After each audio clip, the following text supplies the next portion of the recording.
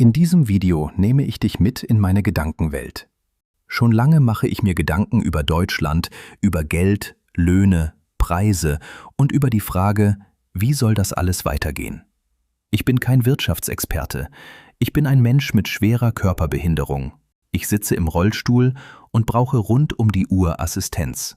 Vielleicht denke ich zu einfach. Aber genau darüber möchte ich reden. Im Moment habe ich oft das Gefühl, dass fast jeder mehr Geld braucht. Und das verstehe ich sehr gut. Miete, Lebensmittel, Strom, Heizung, Mobilität und Pflege sind teuer geworden. Niemand soll arbeiten gehen und trotzdem Angst haben müssen, ob das Geld bis zum Monatsende reicht. Aber was passiert, wenn immer mehr Berufsgruppen im Dienstleistungsbereich höhere Löhne verlangen?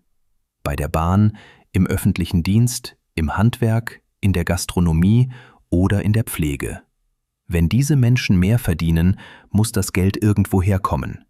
Dann werden Fahrkarten teurer, Reparaturen teurer, Pflege teurer und viele andere Dinge auch.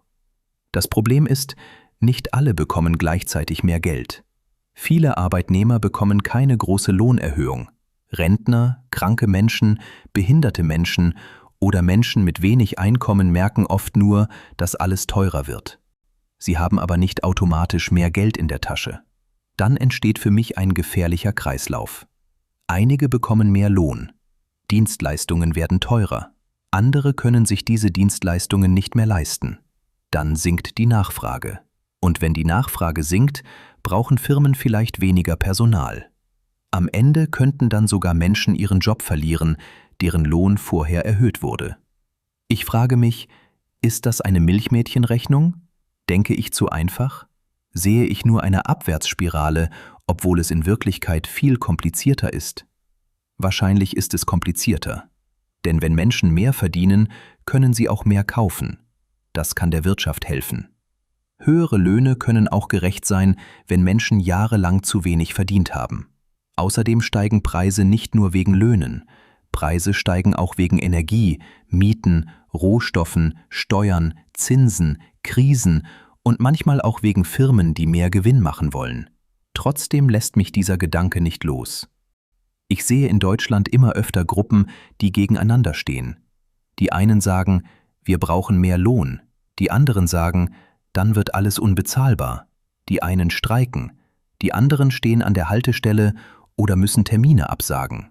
Und irgendwo dazwischen sitzen Menschen wie ich, die auf Hilfe, Mobilität und stabile Strukturen angewiesen sind. Ich glaube, wir müssen ehrlicher darüber reden. Es reicht nicht nur zu sagen, Löhne rauf. Es reicht aber auch nicht nur zu sagen, alles darf nicht teurer werden.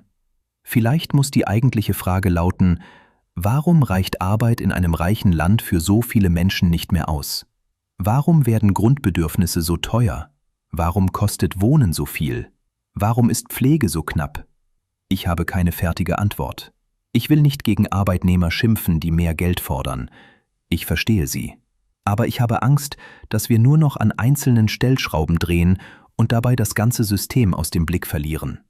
Wenn alles teurer wird, aber nicht alle mithalten können, dann zerreißt eine Gesellschaft langsam von innen. Dann geht es nicht mehr nur um Zahlen. Dann geht es um Würde, Sicherheit und Zukunft.